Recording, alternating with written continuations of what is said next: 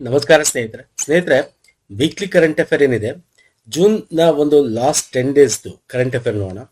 ತುಂಬಾ ಚೆನ್ನಾಗಿದೆ. ಎಲ್ಲ ಕೂಡ ಮೋಸ್ಟ್ ಇಂಪಾರ್ಟೆಂಟ್ ಕರೆಂಟ್ ಅಫೇರ್ಸ್ಗಳೇ ನಾವು ಡಿಸ್ಕಸ್ ಮಾಡ್ತೀವಿ. ನಾವು ಮಾಡಿರ್ತಕ್ಕಂಥ ಎಲ್ಲ ಕರೆಂಟ್ ಅಫೇರ್ಗಳು ನಮ್ಮ ಪ್ಲೇ ಲಿಸ್ಟ್ ಅಲ್ಲಿ ಸಿಗುತ್ತೆ. ವೀಕ್ಲಿ ಇದು ಸಪರೇಟ್ ಪ್ಲೇ ಲಿಸ್ಟ್ ಇದೆ, ಮಂತ್ಲಿ ಇದು ಸಪರೇಟ್ ಪ್ಲೇ ಲಿಸ್ಟ್ ಇದೆ ಸ್ನೇಹಿತರೆ. ಎಲ್ಲ ಲಿಂಕ್ ಗಳನ್ನ ಕೊಟ್ಟಿರ್ತೀನಿ ಇದೇ ವಿಡಿಯೋದ ಕೆಳಗೆ ಡಿಸ್ಕ್ರಿಪ್ಷನ್ ಬಾಕ್ಸ್ ಅಲ್ಲಿ. ನಮ್ಮ ಟೆಲಿಗ್ರಾಮ್ ಇನ್ಸ್ಟಾಗ್ರಾಮ್ ಫಾಲೋ ಮಾಡಿದ್ರೆ ಮಾಡ್ಕೊಳ್ಳಿ. ಓಕೆ, ಸೊ ಬನ್ನಿ. ಮೋಸ್ಟ್ ಇಂಪಾರ್ಟೆಂಟ್ ಕರೆಂಟ್ ಅಫೇರ್ಸ್ಗಳು ಎಕ್ಸ್ಪೆಕ್ಟೆಡ್ 99.99% ಬರ್ತಕ್ಕಂಥವು. The state of world fisheries and aquatic report, ವಿಶ್ವ ಮೀನುಗಾರಿಕೆ ಮತ್ತು ಜಲಚರ ಸಾಕಣೆ ಸ್ಥಿತಿ ವರದಿ ಬಗ್ಗೆ ಪ್ರಕಟಿಸಿದವರು ಯಾರು ಅಂತ. ಇದನ್ನ ರಿಪೋರ್ಟ್ನ ಬಿಡುಗಡೆ ಮಾಡಿದೆ ಫುಡ್ ಅಗ್ರಿಕಲ್ಚರ್ ಆರ್ಗನೈಸೇಷನ್ ಇದೆ, ಆಹಾರ ಮತ್ತು ಕೃಷಿ ಸಂಸ್ಥೆ, FAO ಅಂತ ಕರಿತೀವಿ. ಇದರಲ್ಲಿ ಭಾರತದ ಬಗ್ಗೆ ಇದೆಯಲ್ಲ, ದಟ್ ಈಸ್ ವೆರಿ ಇಂಪಾರ್ಟೆಂಟ್. ಕೇಳ್ತಾರೆ ನಿಮಗೆ ಪ್ರಶ್ನೆಗಳನ್ನ. 9% ಆಫ್ ವರ್ಲ್ಡ್ ಅಕ್ವಾಟಿಕ್ ಅನಿಮಲ್ ನಾವು ಭಾರತದಲ್ಲಿ ಬೆಳಿತೇವೆ. Second largest producer. ಕನ್ನಡದಲ್ಲಿ ತಗೋತೀನಿ, ಇಂಗ್ಲೀಷಲ್ಲಿ ತಗೋತೀನಿ, ಯಾಕಂದ್ರೆ ತುಂಬಾ ಜನ ಎರಡೂ ಕೇಳ್ತೀರಾ. ಬರೀ ಕನ್ನಡದಲ್ಲಿ ಕೊಟ್ರೆ ಇಂಗ್ಲೀಷಲ್ಲಿ ಕೊಡಿ ಅಂತೀರಾ, ಇಂಗ್ಲೀಷಲ್ಲಿ ಕೊಟ್ರೆ ಕನ್ನಡದಲ್ಲಿ ಕೊಡಿ ಅಂತೀರಾ. ಹಾಗೆ 2 ಸ್ಲೈಡ್ಗಳಿರುತ್ತೆ. ಭಾರತ ಜಾಗತಿಕವಾಗಿ 9% ಅಷ್ಟು ಜಾಗತಿಕ ಜಲಚರ ಪ್ರಾಣಿಗಳ ಉತ್ಪಾದನೆ ಪ್ರೊಡಕ್ಷನ್ ಮಾಡುತ್ತೆ. ಓಕೆ, ಅಕ್ವಾಟಿಕ್ ಅನಿಮಲ್ಸ್ ನ ಪ್ರೊಟೆಕ್ಷನ್ ಮಾಡುತ್ತೆ. ಚೀನಾ ಫಸ್ಟ್, ಚೀನಾ ನಂತರ 2ನೇ ಸ್ಥಾನದಲ್ಲಿದೆ. ಇಡೀ ಪ್ರಪಂಚದಲ್ಲಿ ಒಟ್ಟು 235 ಮಿಲಿಯನ್ ಟನ್ ಅಷ್ಟು ಈ ಒಂದು ಅಕ್ವಾಟಿಕ್ ಅನಿಮಲ್ ನ ಪ್ರೊಡಕ್ಷನ್ ಏನು ತೆಗಿತಾರೆ, ಉತ್ಪಾದನೆ ಆಗ್ತಕ್ಕಂಥದ್ದು. ಸುಸ್ಥಿರ ಮೀನು ಒಂದು ಸಾಗಣೆ ಆಗ್ಬೇಕು, ಸುಸ್ಥಿರ ಮೀನು ಸಂಗ್ರಹ ಆಗ್ಬೇಕು ಅಂದ್ರೆ ಮುಂದಿನ ಪೀಳಿಗೆಗಳಿಗೂ ಕೂಡ ಇರಬೇಕು. ಏನ್ ತೆಗೆದು ಮೀನ್ ಹಿಡಿದು ಹಾಕಿ ಮೀನ ತೆಗೆದ್ಬಿಟ್ರೆ ಮುಂದೆ ನೆಕ್ಸ್ಟ್ ಬರೋ ಪೀಳಿಗೆಗೆ ಏನು ಹಂಗಾಗಬಾರ್ದು. ನೋಡಿ, ನಮ್ದ್ರಲ್ಲಿ ಇಷ್ಟು ಇನ್ಕ್ರೀಸ್ ಆಗ್ತಾ ಇದ್ರು ಕೂಡ ಸುಸ್ಥಿರತೆ ಕಾಪಾಡ್ತಾ ಇದೀವಿ. ದಟ್ ಈಸ್ ವೆರಿ ಇಂಪಾರ್ಟೆಂಟ್, ಪ್ರಮುಖ ಕಾಳಜಿ. 2021ರಲ್ಲಿ 64.5% ಸಂಗ್ರಹ ಆಗಿದ್ರೆ 23ಕ್ಕೆ 22.4%. Okay, so this is very good. ಸುಸ್ಥಿರ ಅಭಿವೃದ್ಧಿ ಅಂತ ಹೇಳಿದ್ರೆ ಹಂಗೆ ಸುಸ್ಥಿರ ಸಂಗ್ರಹಣೆ ಆಗ್ತಾ ಇದೆ. ಭಾರತ 9% ಅಷ್ಟು ಉತ್ಪಾದನೆ ಮಾಡ್ತವೆ ಚೀನಾದ ನಂತರ. ಇನ್ನು ಒಳನಾಡು, ಇನ್ಲ್ಯಾಂಡ್ ವಾಟರ್ ಅಂತೀವಲ್ಲ, ಇನ್ಲ್ಯಾಂಡ್ ಒಳನಾಡು ಮೀನುಗಾರಿಕೆಯಲ್ಲಿ ಮೊದಲ ಸ್ಥಾನದಲ್ಲಿದೆ ಭಾರತ. ಓಕೆ, 5% ನಾವು ಅದರಲ್ಲಿ ಮಾಡ್ತೇವೆ ಜಾಗತಿಕವಾಗಿ. ಓಕೆ, ಫಸ್ಟ್ ಓವರ್ ಆಲ್ ಅಂತ ಕನ್ಸಿಡರ್ ಮಾಡಿದ್ರೆ ಚೀನಾ ಫಸ್ಟ್, ಭಾರತ ಸೆಕೆಂಡ್, ಅದು ಗೊತ್ತಿರಲಿ. ಇನ್ಲ್ಯಾಂಡ್ ವಾಟರ್ ಫಿಶ್ ಬಗ್ಗೆ ಮಾತಾಡೋದಾದ್ರೆ ಒಳನಾಡು ಅಂತಂದ್ರೆ ನದಿಗಳಲ್ಲಿ ನಾವು ಹೆಂಗ್ ಕರಿತೀವಿ, ಅದರಲ್ಲಿ ಜಾಗತಿಕ ಮೊದಲನೇ ಸ್ಥಾನದಲ್ಲಿದ್ದೀವಿ ಸ್ನೇಹಿತರೆ ನಾವು Bharat. Okay, this is very important. ನೋಡಿ, ಇಲ್ಲಿ ಕೂಡ ತೋರಿಸ್ತೀನಿ, ಒಟ್ಟು 2.2 million tons rivers, lakes, fresh water system ಇಂದ ನಾವು ತೆಗಿತಾ ಇದ್ದೀವಿ. ಮತ್ತೆ ಓವರ್ ಆಲ್ ಪ್ರಪಂಚದಲ್ಲಿ ನಾವು ನೋಡೋದಾದ್ರೆ 12% ಉತ್ಪಾದನೆ ಪ್ರಪಂಚಕ್ಕೆ ನಾವು ಕೊಡ್ತಾ ಇದ್ದೀವಿ. ಓಕೆ, ಇನ್ನು ಟಾಪ್ 5 ಅಗ್ರ ಒಂದು ಜಲಚರ ಸಾಕಣೆ ಉತ್ಪಾದನೆ ಏನು ಮಾಡ್ತಾ ಇದೀವಲ್ಲ, ಟಾಪ್ 5 ಕಂಟ್ರೀಸ್ ಅಲ್ಲಿ ನಾವು ಕೂಡ ಬರ್ತೀವಿ. China, Indonesia, Vietnam, Bangladesh, Bharat ಕೂಡ ಅದರಲ್ಲಿ ಅಗ್ರ 5 ರಾಷ್ಟ್ರಗಳಲ್ಲಿ ಬರ್ತೀವಿ. ಸೊ ಇದು ಪ್ರಮುಖವಾದ ವರದಿ. ಇದರಲ್ಲಿ ಇರ್ತಕ್ಕಂಥದ್ದು ಭಾರತದ ಬಗ್ಗೆ ಕೇಳ್ತಾನೆ, ಯಾವ್ದ್ರಲ್ಲಿ ಸೆಕೆಂಡ್ ರ್ಯಾಂಕು, ಯಾವ್ದ್ರಲ್ಲಿ ಫಸ್ಟ್ ರ್ಯಾಂಕು, ಅದು ಒಟ್ಟು ಎಷ್ಟು % ನಾವು ಮಾಡ್ತಾ ಇದೀವಿ. So this is very very important. Okay, ಅರ್ಥ ಆಯ್ತಲ್ಲ? ಬಿಡುಗಡೆ ಮಾಡೋದು ಯಾರು sir? Food and agriculture organisation, ಆಹಾರ ಮತ್ತು ಕೃಷಿ ಸಂಸ್ಥೆ. This is most important. ಮತ್ತೆ ನಿಮಗೆ ಕೇಳ್ತಾನೆ, ಈಗ ಯಾಕೆ ಇದನ್ನ ಹೇಳ್ತಾ ಇದೀನಿ ಅಂದ್ರೆ, ಇವೆಲ್ಲ ನಾವು ಅಚೀವ್ ಮಾಡಕ್ಕೆ ಹೆಂಗ್ ಸಾಧ್ಯ ಆಯ್ತು? ನಮ್ಮ ಭಾರತದಲ್ಲಿ ಯಾವ ಯಾವ ಒಂದು ಯೋಜನೆ ಉಪಕ್ರಮಗಳನ್ನು ಕೈಗೊಂಡಿದ್ದೀವಿ. ಪ್ರಧಾನಮಂತ್ರಿ ಮತ್ಸ್ಯ ಸಂಪದಾ ಯೋಜನೆ ಎವರ್ ಗ್ರೀನ್, ಇದು ವೆರಿ ವೆರಿ ಇಂಪಾರ್ಟೆಂಟ್. ಇದನ್ನು ಓದ್ಕೊಳ್ಳಿ. ಓಕೆ, ಆತರ ಮೀನುಗಾರಿಕೆ ಜಲಚರ ಸಾಕಣೆ ಮೂಲಸೌಕರ್ಯ ಅಭಿವೃದ್ಧಿ ನಿಧಿ ಅಂತ ಮಾಡಿದ್ದೀವಿ. ನೀಲಿ ಕ್ರಾಂತಿ ಮತ್ತೆ ಸಮುದ್ರ ಮೀನುಗಾರಿಕೆ ರಾಷ್ಟ್ರೀಯ ನೀತಿ ತಂದಿದ್ದೀವಿ. ಮತ್ತೆ ಕಿಸಾನ್ ಕ್ರೆಡಿಟ್ ಕಾರ್ಡ್ ಮೀನುಗಾರಿಕೆ ಕೂಡ ಕೊಡ್ತಾ ಇದೀವಿ. ಸೊ ಅಕ್ವಾ ಪಾರ್ಕ್ ಗಳನ್ನ ತೆಗಿತಾ ಇದೀವಿ. ಇವೆಲ್ಲ ಕೂಡ ಇಂಪಾರ್ಟೆಂಟ್ ಸ್ನೇಹಿತರೆ. ಇದರಿಂದ ನಾವು ಇದನ್ನ ಅಚೀವ್ ಮಾಡಕ್ ಸಾಧ್ಯ ಆಯ್ತು. ಅರ್ಥ ಆಗ್ತಿದೆಯಲ್ಲ? Yes. Next, the energy transition index, ಇಂಧನ ಪರಿವರ್ತನೆ ಸೂಚ್ಯಂಕಕ್ಕೆ ಸಂಬಂಧಪಟ್ಟಂತೆ. ಏನ್ ಸರ್ ಇದು ಇಂಧನ ಪರಿವರ್ತನೆ ಅಂದ್ರೆ? ನಿಮ್ಮ ದೇಶ ಈಗ ಯಾವುದು ನಾವು ಪಳೆಯುಳಿಕೆ ಇಂಧನ ಬಿಟ್ಟು ಪಳೆಯುಳಿಕೆಯೇತರ ಇಂಧನಗಳನ್ನ ಹೆಂಗ್ ಬಳಸ್ತಾ ಇದ್ದೀರಾ? ಮತ್ತೆ ನಿಮ್ಮಲ್ಲಿ ಟೆಕ್ನಾಲಜಿ ಇದೆಯಾ ನಿಮ್ಮಲ್ಲಿ ಟ್ರಾನ್ಸಿಷನ್? ಓಕೆ, ಅಂದ್ರೆ ಬ್ಯಾಟ್ರಿ ಆಪರೇಟೆಡ್, ಪವರ್ ಆಪರೇಟೆಡ್ ಅಥವಾ ಹೈಡ್ರೋಜನ್ ಸೆಲ್ ಆಪರೇಟೆಡ್, ಸೊ ಅಥವಾ ನೀವು ಬೇರೆ ಬೇರೆ ರೀತಿಯಾದ ಒಂದು ಇದಕ್ಕೆ ನಿಮಗೆ ಟೆಕ್ನಾಲಜಿ ಇದೆಯಾ? ಆ ಬೇಸಿಸ್ ಮೇಲೆ ನಿಮ್ಮ ಎನರ್ಜಿ ಟ್ರಾನ್ಸಿಷನ್ ಹೆಂಗಿದೆ ನಿಮ್ಮ ರಾಷ್ಟ್ರದಲ್ಲಿ ಅನ್ನೋದು ಕೊಡ್ತಾರೆ. ಭಾರತದ ರ್ಯಾಂಕು ಕೂಡ ತಿಳ್ಕೊಳ್ಳೋಣ. ಇದನ್ನು ವಿಶ್ವ ಆರ್ಥಿಕ ವೇದಿಕೆ ಬಿಡುಗಡೆ ಮಾಡಿದೆ. ಇಂಧನ ಪರಿವರ್ತನಾ ಸೂಚ್ಯಂಕ 2020 ಸ್ವೀಡನ್ ಅಗ್ರಸ್ಥಾನದಲ್ಲಿದೆ. ಎರಡು ಆಪ್ಷನ್ಸ್ ಕೂಡ ಕರೆಕ್ಟ್. ವರ್ಲ್ಡ್ ಎಕನಾಮಿಕ್ ಫೋರಂ ಸ್ನೇಹಿತರೆ 70ನೇ ರ್ಯಾಂಕ್ ನಾವು ಪಡೆದಿದ್ದೀವಿ. ವರ್ಲ್ಡ್ ಎಕನಾಮಿಕ್ ಫೋರಂ ಇದನ್ನ ಬಿಡುಗಡೆ ಮಾಡುತ್ತೆ. ಭಾರತ 70ನೇ ರ್ಯಾಂಕ್ ಇದೆ. Improved its position to 70th rank. Okay, ಇದನ್ನ 44 ಇಂಡಿಕೇಟರ್ 0 ಇಂದ 100 ಸ್ಕೇಲ್ ಕೊಡ್ತಾರೆ. ಇದರಲ್ಲಿ ಪ್ರಮುಖವಾಗಿ 60% ಸಿಸ್ಟಮ್ ಪರ್ಫಾರ್ಮೆನ್ಸ್, 40% ಟ್ರಾನ್ಸಿಷನ್ ರೆಡಿನೆಸ್ ಅಂತ ಕೊಡ್ತಾರೆ. ಅಂದ್ರೆ ನೀವು ಹೆಂಗಿದೆ ಸಿಸ್ಟಮು, ಓಕೆ, ಕಾರ್ಬನ್ ಎಮಿಷನ್ ಕಮ್ಮಿ ಹೆಂಗ್ ಮಾಡ್ತಾ ಇದ್ದೀರಾ, ನಿಮ್ಮಲ್ಲಿ ಯಾವ ತರ, ಅದನ್ನ ನಾವು energy security, energy equality, sustainability ಅಂತ ಕರಿತೀವಿ. ನೋಡಿ, ಕನ್ನಡದಲ್ಲಿ ನಾನು ತಗೊಂಡಿದ್ದೀನಿ. 3 ಪ್ರಮುಖವಾದ ಒಂದು ನಮ್ಮ ಒಂದು ಈ ಸನ್ನಡತೆಗೆ ಯಾವುದು ಅಂದ್ರೆ ಎನರ್ಜಿ ಸೆಕ್ಯೂರಿಟಿ, ಭದ್ರತೆ, ಓಕೆ, ಸಮಾನತೆ, ಇಕ್ವಿಟಿ, ಸುಸ್ಥಿರತೆ, ಸಸ್ಟೈನಬಿಲಿಟಿ. ಈ ತರ ಆಯಾಮಗಳನ್ನ ಮೌಲ್ಯಮಾಪನ ಮಾಡ್ತೀವಿ. ಸಸ್ಟೈನಬಿಲಿಟಿ ಅಂದ್ರೆ low carbon solution, greenhouse gas emission ಹೆಂಗಿದೆ ಈಗ ನಿಮ್ಮಲ್ಲಿ, affordability of access to all, ಈಗ ಸಮಾನತೆ ಅಂದ್ರೆ ಎಲ್ಲರಿಗೂ ಸಮಾನವಾಗಿ ಎಲ್ಲಾ ರೀತಿಯಾದ ಇಂಧನ ಸಿಗ್ತಾ ಇದೆಯಾ. ಸೆಕ್ಯೂರಿಟಿ, ಈಗ ನೋಡಿ ಇವಾಗೆಲ್ಲ ಯುದ್ಧಗಳಾಯ್ತು, ಇವಾಗಲ್ಲಿ ಎನರ್ಜಿ ಇದೆಯಾ, ಆದ್ರೂ ಕೂಡ ನಿಮ್ಮಲ್ಲಿ ಆ ಎಲ್ಲ ಬೇಸಿಸ್ ಮೇಲೆ ನಾವು ರ್ಯಾಂಕ್ ಗಳನ್ನ ಕೊಡ್ತಾ ಹೋಗ್ತಕ್ಕಂಥದ್ದು. ಸೊ ಇದ್ರ ಬಗ್ಗೆ ಇನ್ನೂ ಡೀಟೇಲ್ ಆಗಿ ನೋಡ್ತಾ ಹೋದ್ರೆ, ಕನ್ನಡದಲ್ಲಿ ಬೇಕು ಅನ್ನೋರು, ಭಾರತದಲ್ಲಿ ಕಡಿಮೆ ಇಂಗಾಲ ಉದ್ಯೋಗದ ಪಾಲು 2024ರಲ್ಲಿ 24% ಅಷ್ಟು ಹೆಚ್ಚಾಗಿದೆ. ಅಂದ್ರೆ ನಾವು ಈ ಇಂಗಾಲ ರಹಿತ ನಾವು ಇಂಧನ ಏನು ಮಾಡ್ತಾ ಇದೀವಲ್ಲ, ಆ ಒಂದು ಪಾಲು ಅದರಲ್ಲಿ ತಗೊಳ್ತಕ್ಕ ಉದ್ಯೋಗ, ನಾನ್ ರಿನ್ಯೂವಬಲ್ ಎನರ್ಜಿ ಸೋರ್ಸಸ್ ಅಂತ ಬಿಟ್ಟು ಈ ರಿನ್ಯೂವಬಲ್ ಎನರ್ಜಿ ಸೋರ್ಸಸ್ಗೆ ನಾವು ಬರ್ತಾ ಇದೀವಿ, ನವೀಕರಿಸಬಹುದಾದ ಇಂಧನಕ್ಕೆ. ಅದರಲ್ಲಿ ಉದ್ಯೋಗದ ಪಾಲು ಕೂಡ ಜಾಸ್ತಿ ಆಗ್ತಾ ಇದೆ. ಅಂದ್ರೆ ಕಾರ್ಬನ್ ಎಮಿಷನ್ ಕಮ್ಮಿ ಮಾಡ್ತಾ ಇದೀವಿ. ಅದರಲ್ಲಿ ಜಲವಿದ್ಯುತ್ ಅತ್ಯಂತ ಹೆಚ್ಚು ಉದ್ಯೋಗಗಳನ್ನು ಕೊಟ್ಟಿದೆ ಅಂತ ಕೂಡ ಹೇಳ್ತಾ ಇದೆ. ಇನ್ನು ಅಗ್ರ ಒಂದು ಇದರಲ್ಲಿ ನಾವು ನೋಡೋದಾದ್ರೆ ಸ್ವೀಡನ್, ಫಿನ್ಲ್ಯಾಂಡ್, ಡೆನ್ಮಾರ್ಕ್ ಇದು ಫಸ್ಟ್ 3 ಪೊಸಿಷನ್ ಅಲ್ಲಿ ಬರ್ತವೆ ಸ್ನೇಹಿತರೆ. ಮತ್ತೆ ಸಿಂಗಾಪುರ್ 10 ಸ್ಥಾನಗಳಷ್ಟು ಏರಿಕೆಕೊಂಡು ಅತ್ಯಂತ ದೊಡ್ಡದಾದ ಒಂದು ಸುಧಾರಣೆ ತಗೊಂಡಿರ್ತಕ್ಕಂಥದ್ದು 42ನೇ ಸ್ಥಾನಕ್ಕೆ ತಲುಪಿದೆ ಸಿಂಗಾಪುರ್. ಅಗ್ರ 20ರಲ್ಲಿ G20 ದೇಶಗಳಲ್ಲಿ ಇರ್ತಕ್ಕಂಥ ಜರ್ಮನಿ 9ನೇ rank, France 10, UK 11, China 14, Brazil 17, US 19ನೇ ಸ್ಥಾನದಲ್ಲಿದೆ. ನೋಡಿ, ಚೀನಾ 14ರಲ್ಲಿದೆ, ನಾವು 70ರಲ್ಲಿದ್ದೀವಿ. ಸೊ ನಾವು ಯಾವ ಒಂದು ರ್ಯಾಂಕಲ್ಲಿ ಇದ್ದೀವಿ, ನಾವು ಇನ್ನೂ ಎಷ್ಟು ರ್ಯಾಂಕ್ಗಳನ್ನು ಮುಂದೆ ತರಬೇಕು, ನಮ್ಮಲ್ಲಿ ಈ ಎನರ್ಜಿ ಟ್ರಾನ್ಸಿಷನ್ಗೆ ಇನ್ನು ಎಷ್ಟು ವರ್ಕ್ ಮಾಡಬೇಕು ಅನ್ನೋದು ನಮ್ಮ ಸರ್ಕಾರಕ್ಕೆ ಇದರಿಂದ ತಿಳಿಯುತ್ತೆ. ಸೊ ಹಾಗಾಗಿ this is very very very very important. ನೋಡಿ, ಎನರ್ಜಿ ಟ್ರಾನ್ಸಿಷನ್ಸ್ ಬಗ್ಗೆ ಒಂದಷ್ಟು ರಾಷ್ಟ್ರಗಳು ಅಷ್ಟು ಇತ್ತೀಚಿನ ದಿನಗಳಲ್ಲಿ, ಈಗ USA ತಗೊಳ್ಳಿ, USA ಏನ್ ಮಾಡ್ತಾ ಇದೆ, ನಾನು ಯಾಕೆ ಕೊಡಬೇಕು, ಬೇರೆ ಬೇರೆ ರೀತಿ ಎನರ್ಜಿ ರಿಲೇಟೆಡ್ ಇಂದ ಹೊರಗಡೆ ಬರ್ತಾ ಇದೆ ಒಂದಷ್ಟು ಒಪ್ಪಂದಗಳಿಂದ. ಸೊ ಈ ತರ ಇದ್ರೂ ಕೂಡ ಭಾರತ ವರ್ಕ್ ಮಾಡ್ತಾ ಇದ್ರು ಕೂಡ ನಾವು 70ನೇ ರ್ಯಾಂಕ್ ದಲ್ಲಿದ್ದೀವಿ. ಸೊ ಇನ್ನು ನಾವು ಹೆಚ್ಚು ಮುಂದೆ ಒಂದು ರ್ಯಾಂಕ್ ನ ಪಡ್ಕೋಬೇಕು ಅಂತಂದ್ರೆ ನಮ್ಮಲ್ಲಿ ಈ ಒಂದು ಎನರ್ಜಿ ಟ್ರಾನ್ಸಿಷನ್ಗೆ ಇನ್ನೂ ಯೋಜನೆಗಳನ್ನ ಕೊಡಬೇಕು. ನೋಡಿ, ಈಗ ಸಿಂಪಲ್ ಆಗಿ ಹೇಳ್ತೀನಿ ಸ್ನೇಹಿತರೆ, ಬೈಕ್ ಟ್ಯಾಕ್ಸಿ ತಗೊಳ್ಳಿ, ಅಥವಾ ನೀವು ಬೈಕ್ ಇಲ್ಲ ಅಂದ್ರೆ ಕಾರ್ ತಗೊಳ್ಳಿ, ನಿಮಗೆ EV ಇದ್ರೂ ಕೂಡ ಪರ್ಚೇಸಿಂಗ್ ಏನಿದೆ ಕೆಪಾಸಿಟಿ ಕಮ್ಮಿ. ಯಾಕೆ? ಇನ್ಫ್ರಾಸ್ಟ್ರಕ್ಚರ್ ಇಲ್ಲ. ಅದೇ ಚೀನಾದಲ್ಲಿ ಆ ಇನ್ಫ್ರಾಸ್ಟ್ರಕ್ಚರ್ ಆಗಿರ್ಬೋದು, ಟೆಕ್ನಾಲಜಿ ಆಗಿರ್ಬೋದು, ಸೇಫ್ಟಿ ಆಗಿರ್ಬೋದು ತುಂಬಾ ಇದೆ, ನಮ್ಮಲ್ಲಿಲ್ಲ. ಸೊ ಅದು ಹೆಚ್ಚು ಡೆವಲಪ್ ಆದ್ರೆ, ಬ್ಯಾಕ್ ಎಂಡ್ ಸಪೋರ್ಟ್ ಡೆವಲಪ್ ಆದ್ರೆ ಆಟೋಮೆಟಿಕ್ ಎಲ್ಲರೂ ತಗೋತಾರೆ ಸ್ನೇಹಿತರೆ, ಅಷ್ಟೇ. ನೆಕ್ಸ್ಟ್, ಇತ್ತೀಚೆಗೆ ಸುದ್ದಿಯಲ್ಲಿ ಕಾಣಿಸಿಕೊಂಡ ಅಭಿಜ್ಞಾ ಆ್ಯಪ್, ಇದು ಏನಕ್ಕೆ ಇದೆ, ಸುದ್ದಿಯಲ್ಲಿ ಯಾಕಿತ್ತು, ಇದು ಯಾವ ಪರ್ಪಸ್ಗೆ ಅಂತ ಕೇಳ್ತಾನೆ ಅಷ್ಟೇ. ಸಿಂಪಲ್ ಆಗಿ ತಿಳ್ಕೊಳ್ಳಿ ಸಾಕು. ಇದು ಗೃಹ ವ್ಯವಹಾರ ಸಚಿವಾಲಯ ಪ್ರಾರಂಭಿಸಿರ್ತಕ್ಕಂಥದ್ದು. ಏನಪ್ಪಾ ಇದು ಅಭಿಜ್ಞಾ ಆ್ಯಪ್ ಮಾಡುತ್ತೆ ಅಂದ್ರೆ, ಇದು ನ್ಯಾಷನಲ್ ಕ್ರೈಮ್ ರೆಕಾರ್ಡ್. ಸೊ ಎಲ್ಲರ ಒಂದೇ ಹಂತದಲ್ಲಿ ಸಿಗೋ ರೀತಿ ಮಾಡುತ್ತೆ. ಅಂದ್ರೆ ಇಲ್ಲಿ ಏನೇನಿರುತ್ತಪ್ಪ ಇದರಲ್ಲಿ ಅಂದ್ರೆ, ಸ್ಮಾರ್ಟ್ಫೋನ್ ಮುಖಾಂತರ ಯಾವ ದಾಖಲೆಗಳನ್ನು ಆಕ್ಸೆಸ್ ಮಾಡಬಹುದು, ಮತ್ತೆ ಅಪರಾಧಿಗಳದ್ದು ಇದನ್ನ ಆಕ್ಸೆಸ್ ಮಾಡಬಹುದು, ಮತ್ತೆ ಬೇಗ, ಈಗ ಶಿಕ್ಷೆ 3 ವರ್ಷಗಳಿಗೆ ಅವನಿಗೆ ಶಿಕ್ಷೆ ಆಗಬೇಕು, ಸುಮ್ಮನೆ ಎಳ್ಕೊಂಡು ಹೋಗ್ತಾ ಇರೋದು ಆಗಬಾರ್ದು, ಅದಕ್ಕೆ ಏನೇನು ಪ್ರಕ್ರಿಯೆಗಳಬೇಕು, ಮತ್ತೆ ಎಲ್ಲಾ ಡೇಟಾ ಬೇಸ್ಗಳು ಒಂದೇ ಕಡೆ ಸಿಗಬೇಕು, ಫಿಂಗರ್ ಪ್ರಿಂಟ್ಗಳ ಸ್ಕ್ಯಾನ್ಗಳನ್ನ ಮಾಡಿಸಿ ಇಟ್ಕೊಳ್ಳೋ ಅಪರಾಧಿಗಳದ್ದು. ಸೊ ಅವಾಗ ಎಲ್ಲ ಕೂಡ ಸಿಗ್ತಕ್ಕಂಥದ್ದು. ಮತ್ತೆ ಇದನ್ನೆಲ್ಲ ನೀಲಿನಕ್ಷೆ ಸಿದ್ಧಪಡಿಸಿ ಗೃಹ ಸಚಿವಾಲಯ, ಸುಪ್ರೀಂ ಕೋರ್ಟ್, ಹೈಕೋರ್ಟ್ ಸಹಾಯದೊಂದಿಗೆ ಮಾಡೋದ್ರಿಂದ ಕೇಸ್ಗಳು ಕೂಡ ಬೇಗ ಆಗುತ್ತೆ.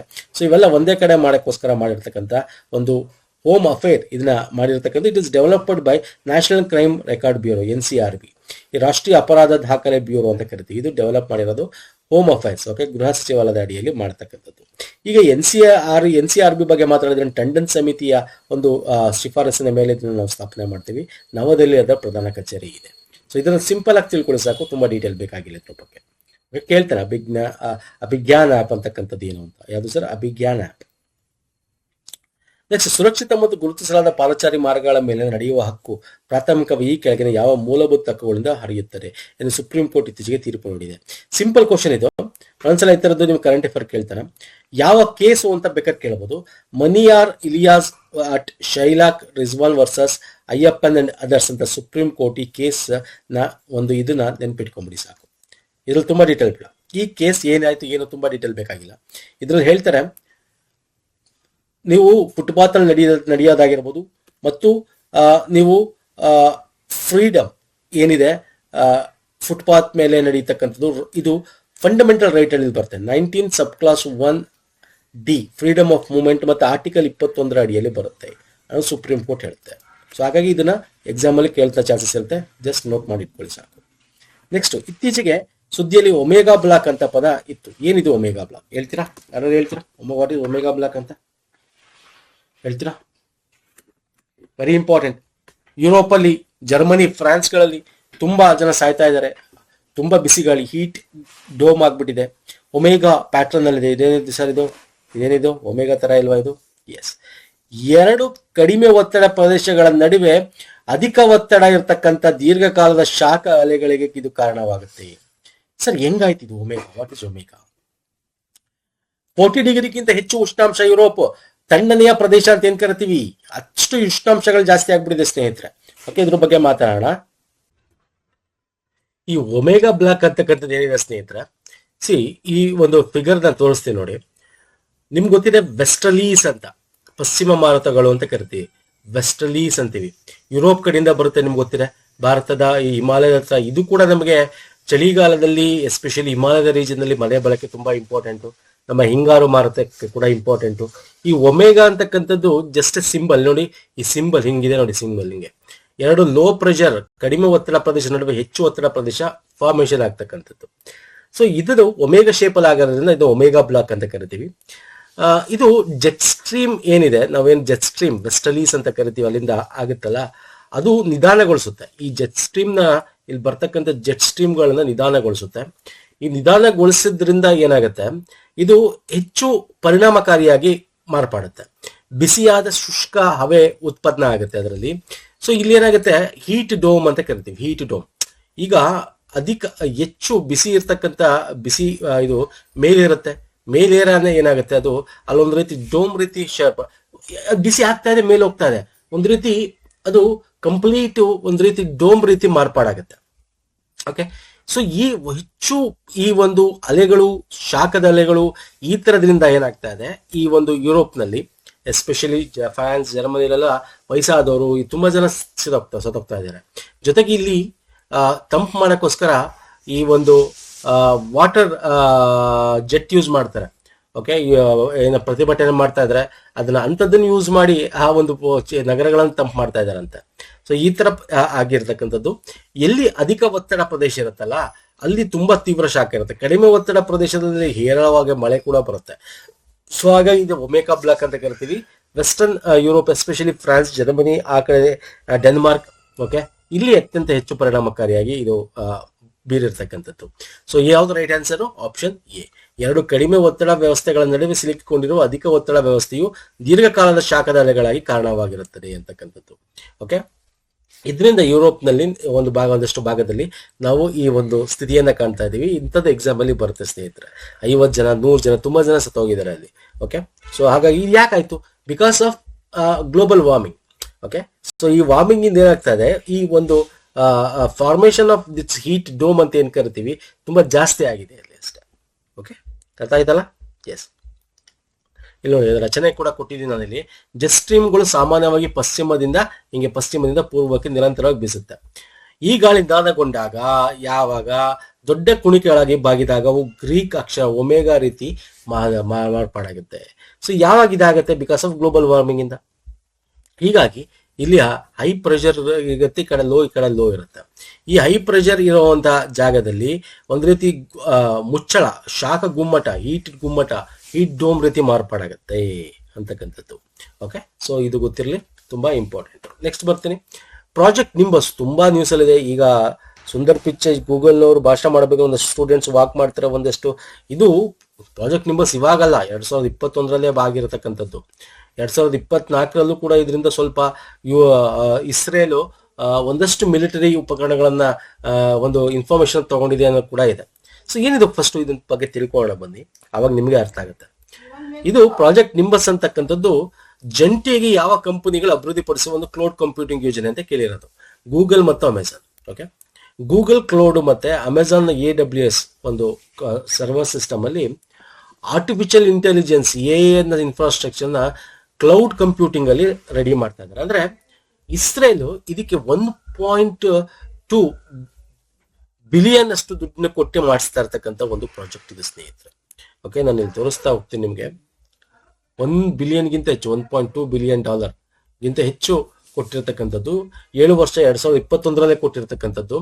ಇಲ್ಲಿ ಏನಾಗುತ್ತೆ ಅಂತಂದ್ರೆ, ಇದು ಇಸ್ರೇಲ್ ಏನ್ ಮಾಡಿದೆ, ಇದು ತನ್ನ ಒಂದು ಸಿವಿಲ್ ಸರ್ವಿಸಸ್, ಸಿವಿಲ್ ಇನ್ಸ್ಟಿಟ್ಯೂಷನ್ಸ್ ಅಂತ ಏನ್ ಕರಿತೀವಿ, ಎಸ್ಪೆಷಲಿ ಪಬ್ಲಿಕ್ ಇನ್ಸ್ಟಿಟ್ಯೂಷನ್ ಅಂತ ಏನ್ ಕರಿತೀವಿ, ಒಂದು ಹಾಸ್ಪಿಟಲ್ಗಳು, ಮುನ್ಸಿಪಾಲಿಟಿಗಳು, ಬೇರೆ ಬೇರೆ ಅದನ್ನ ಡಿಜಿಟಲೀಕರಣ ಮಾಡ್ತಕ್ಕೋಸ್ಕರ ಅಲ್ಲಿರ್ತಕ್ಕಂಥ ಇನ್ಫಾರ್ಮೇಶನ್ಸ್ ಗಳನ್ನ ತನ್ನ ಡಿಜಿಟಲೀಕರಣ ಮಾಡ್ಕೊಂಡು ಕ್ಲೌಡ್ ಕಂಪ್ಯೂಟಿಂಗ್ ಅಲ್ಲಿ AI ಆಧಾರಿತ ಬೇಕಾದಾಗ ಅದನ್ನ ಆಕ್ಸೆಸ್ ಮಾಡಕ್ಕೆ ಮತ್ತೆ ಆಟೋಮೆಟಿಕ್ ಆಗಿ ಐಡೆಂಟಿಫೈ ಮಾಡಕ್ಕೆ ಮಾಡಿರ್ತಕ್ಕಂಥದ್ದು. ಇಲ್ಲಿ ಏನಾಗ್ತದೆ, ಈ ಗೂಗಲ್ ಮತ್ತೆ ಅಮೆಜಾನ್ಗೆ ಏನ್ ಕೊಟ್ಟಿದೆ, ಇದು ಒಂದು ರೀತಿ ಇವಾಗ ಬೇರೆ ರೀತಿನೇ ತಿರುಗ್ತಾ ಇದೆ.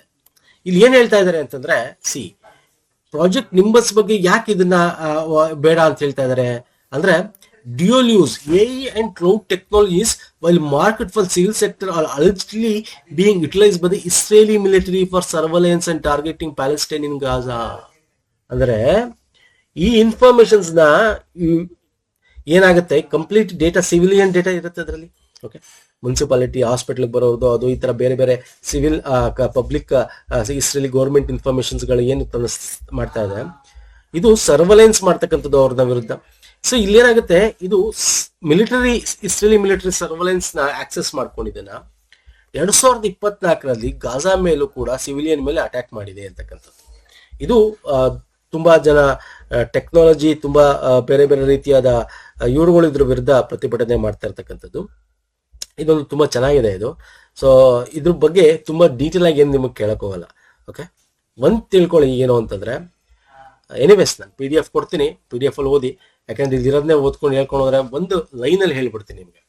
ಇದೊಂದು ಎಂತ ಟೆಕ್ನಾಲಜಿ ಅಂತಂದ್ರೆ, ಸರ್ಕಾರ ತನ್ನಲ್ಲಿ ಇರ್ತಕ್ಕಂಥ ಎಲ್ಲಾ ಒಂದು ಸಿವಿಲಿಯನ್ಸ್ ಗಳನ್ನ ಒಂದು ಕಂಪ್ಲೀಟ್ ಇನ್ಫಾರ್ಮೇಶನ್ ತಗೊಳ್ಳೋದು, AI cloud computing with security ಇಟ್ಟಿರ್ತಕ್ಕಂಥದ್ದು, ಎಲ್ಲೂ ಲೀಕ್ ಆಗದೆ ಇರೋ ರೀತಿ. ಓಕೆ, ಮತ್ತೆ ಎಲ್ಲ ಸಾರ್ವಭೌಮತ್ವ ತನ್ನಲ್ಲಿ ಇಟ್ಕೊಂಡಿರ್ತಕ್ಕಂಥದ್ದು. ಅರ್ಥ ಆಗ್ತಿಲ್ಲ, ಸ್ವತಂತ್ರ ಸಾರ್ವಭೌಮ ಕಾರ್ಯಾಚರಣೆ ಅಂತ ಕರಿತೀವಿ. ಓಕೆ, ಸೊ ಇದು ಪರೋಕ್ಷವಾಗಿ ಏನಾಗುತ್ತೆ, ಈ ಕಮರ್ಷಿಯಲ್ ಅವರು ಮಿಲಿಟರಿಗಳಿಗೆ ಯೂಸ್ ಮಾಡ್ಕೊಳ್ತಾರೆ ಅಂತಕ್ಕಂಥದ್ದು. ಸರ್ವೆಲೆನ್ಸ್ ಮಾಡ್ತಕ್ಕಂಥ ಸುತ್ತಮುತ್ತ, ಇಸ್ರೇಲ್ ಸುತ್ತಮುತ್ತ. ಓಕೆ, ಹಾಗಾಗಿ ಸರ್ವೆಲೆನ್ಸ್ ಮಾಡಿ ಇವರು ನಮ್ಮವರಲ್ಲ ಅಂದಾಗ ಬೇರೆ ರೀತಿ ಅಟ್ಯಾಕ್ ಮಾಡ್ತಕ್ಕಂಥದ್ದಾಗಿರ್ಬೋದು. ಅರ್ಥ ಆಗ್ತಿದೆಯಲ್ಲ.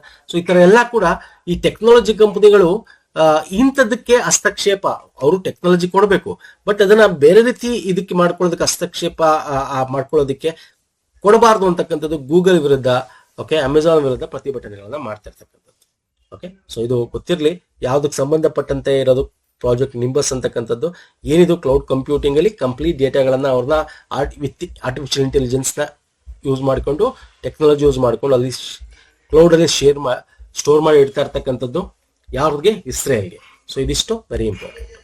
ಇತ್ತೀಚೆಗೆ GI ಟ್ಯಾಗ್ ಪಡೆದಿರೋದು. GI ಟ್ಯಾಗ್ ಬಗ್ಗೆ ಈಗ ಕ್ವಶನ್ಸ್ ಗಳು ಬರಲ್ಲ ಬಿಡಿ. ಈಗೇನು ಮೊದಲು ತರ ವರ್ಷಕ್ಕೆ ಒಂದು 15, 20, 30 ಆಗಿರ್ತಿತ್ತು. ಈಗ ಹಂಗಲ್ಲ, ತಿಂಗಳಿಗೆ ಒಂದು 20 ಕೊಟ್ಬಿಡ್ತಾರೆ.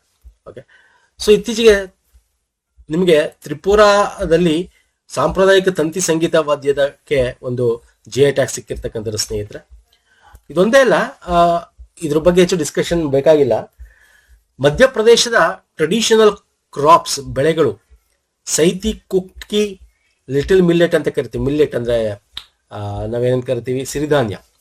ನಾಗ್ದಾಮ್ ಕುಟ್ಕಿ, ಬೈಗಾನಿ ಆರ, ಪಿಜನ್ ಪಿ, ಮತ್ತೆ ಛತ್ರಿಯಧನ್ ಪ್ಯಾಡಿ ಅಂದ್ರೆ ಅಕ್ಕಿ, ಭತ್ತ. ಈ ಪ್ರಮುಖವಾಗಿ ಈ 4 ಬೆಳೆಗಳಿಗೆ ಓಕೆ GI ಟ್ಯಾಗ್ ಸಿಕ್ಕಿದೆ. ಯಾವುದು? ಮಧ್ಯಪ್ರದೇಶ ಇದ್ದು. ಸುಮ್ಮನೆ ಈ ಕರೆಂಟ್ ಅಫೇರ್ ಇದೆ ಅಂತ ಕೊಡ್ತಾ ಇದೀನಿ, ಹೇಳಕ್ ಬರಂಗಿಲ್ಲ. ಏನ್ ಮಾಡ್ಬೋದು ಇವ್ರುಗಳು, ಒಂದೊಂದ್ಸಲ ಇಂಥದ್ನೆಲ್ಲ ಹೊಂದಿಸಿ ಬರೆಯೋದಕ್ಕೆ ಕೇಳ್ಬಿಡ್ಬೋದು. ಅಥವಾ ಈಗ ಒಂದು ಡೈರೆಕ್ಟ್ ಕ್ವಶನ್ ಸರ್, ಏನು 4 ಟ್ರೈಬಲ್ ಕ್ರಾಪ್ಸ್, ಬುಡಕಟ್ಟು ಒಂದು ಬೆಳೆಗಳಾದ ಸಿಥಾಯಿ ಕುಟ್ಕಿ ಅಥವಾ ಲಿಟಲ್ ಮಿಲ್ಲೆಟ್, ಓಕೆ. ನಾಗ್ಧಾಮ್ ಕುಟ್ಕಿ, ಪೈಘಾನಿ ಆಹಾರ್ ಅಂದ್ರೆ ಪಿಜನ್ ಪಿ ಅಂತ. ಓಕೆ.